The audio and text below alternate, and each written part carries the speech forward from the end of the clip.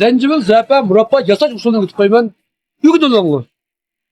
Dostlar biz bu şu sap asalını 3 kilo atrafındaki kazan kısılıp bunu irdi olamiz. Sap asalını kaynasanlar bu şalatı iriydi o. Asal irib boğa vaqtda bu zencefilni silib olamiz. Ügetmekkan, tıkıp alkan, büküp alkan hiç qanday iş güçlü yok. Hiç qanday su aralashtirmaymiz ha. Buna şu sap asal, zencefil. Ko'rganlar ikkisini qaynatdik. Hiç qanday su aralashtirmaymiz. Zencefilni sep bo'lib, bu qaynasak, zencefilning o'zining suvi chiqib, shunchalik yaxshi murabbo bo'ldi bu. 2 soat qaynatgandan keyin bu ochiq ta'm yetadi buningki. Bolalarimiz buni qo'llaydi.